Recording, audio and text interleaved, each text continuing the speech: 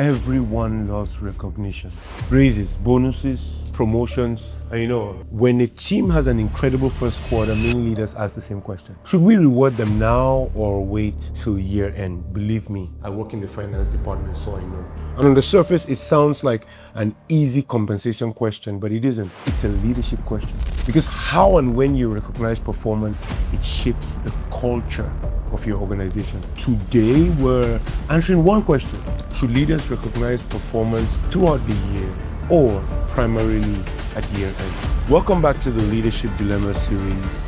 My name is Bertrand Maimo, and I help leaders think differently so they can build businesses, careers, households, and lives that last. Because lasting organizations aren't built by emotion, they're built through stewardship. Now, here's the principle. Celebrate progress immediately, reward performance deliberately, only when it's sustainable. You see, recognition is about encouragement. Compensation, however, is about stewardship, and trust is what connects the two. Great leaders need to ensure they understand the difference.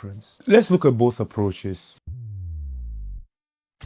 Recognition during the year. The greatest advantage is motivation. When people do something exceptional, immediate recognition reinforces excellence. It reinforces their connection. They feel seen. They feel appreciated. They feel engaged. But here's the risk. One outstanding quarter doesn't always produce one outstanding year. You see, if leadership starts paying significant bonuses here and there after an exceptional quarter or a big close, and the remaining 3 quarters are a struggle, the company may finish the year with operating losses. Now you've rewarded performance with profits that ultimately never existed, and sometimes even with borrowed money. Simply put, that's bad for business. However, with recognition at year end, the greatest advantage is perspective. Stay with me now. You see, year end tells the true story of your business. Not one good month, not one good quarter. It tells the full story, the complete results of operations. So what's the challenge here? The challenge here is employees naturally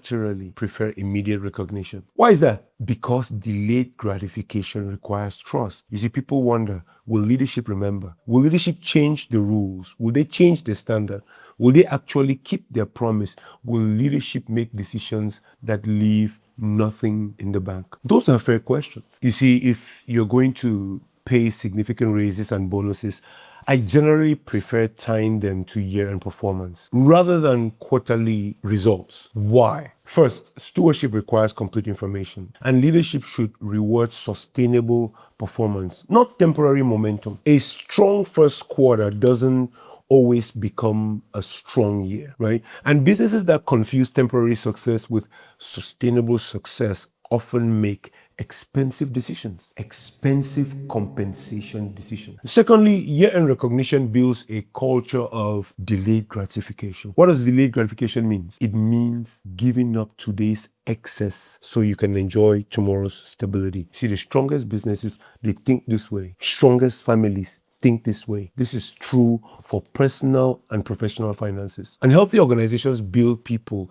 who think this way too. Now, here's what I've learned. People don't resist delayed gratification. They resist delayed promises. You see, because promises only have value when leadership consistently keeps them. If you want employees to embrace delayed gratification, don't simply tell them to wait. Build a system they can trust. And just remember, trust isn't built at year end when you make that payout. It's built with decisions made every day leading up to year end. Now, there are 4 things every trustworthy compensation system should do. First, you have to promise clearly. Establish expectations from the beginning. Everyone should know exactly what success looks like. Second, measure consistently. That means you have to set milestones, review performance regularly. And why not celebrate progress throughout the year? Third, you have to steward wisely. Support revenue growth, and most importantly, spend responsibly. Finally, reward faithfully. When productivity commitments are met, keep your promise. Because bonuses, raises, promotions, these are all promises, and every promise either builds trust or destroys it. See, when people trust the system, they will stay committed through difficult seasons even. The best reward systems, they build character and they are rooted in patience. An apostle of Jesus writes in Luke 16:10, go read it. Whoever can be trusted with little can be trusted with much.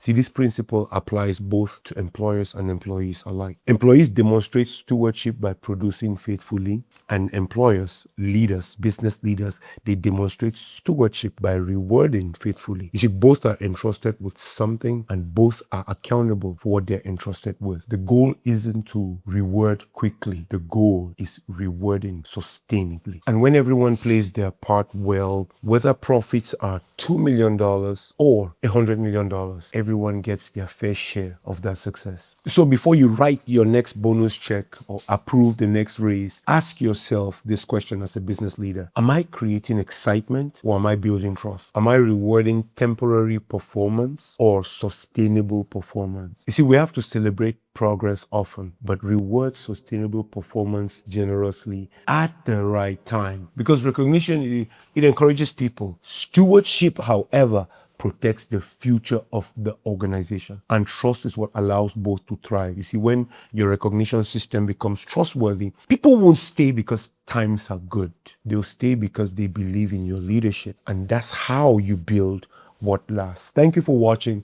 I'll see you next week as we continue the Leadership Dilemma series with our next dilemma, understanding the difference between empathy and sympathy when managing business crisis as a leader. See you at the top. I want to thank you all for watching this video today. We review the stats and see that most of the people that watch repeatedly do not subscribe.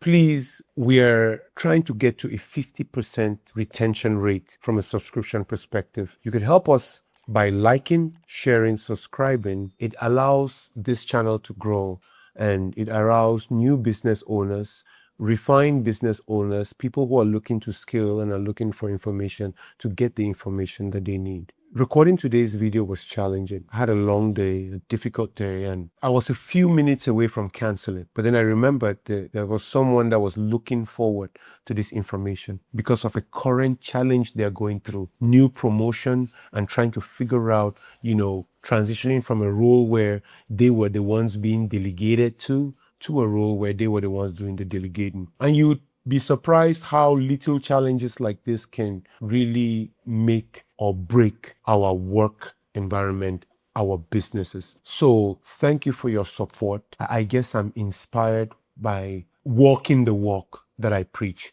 where I say consistency is more important than perfection. And today I showed up consistently and not perfectly. And if I'm doing it, then in your business, in your household, in your faith, you can do it too. Bertrand Maimo, and I'll see you at the top. Looking forward to talking next week.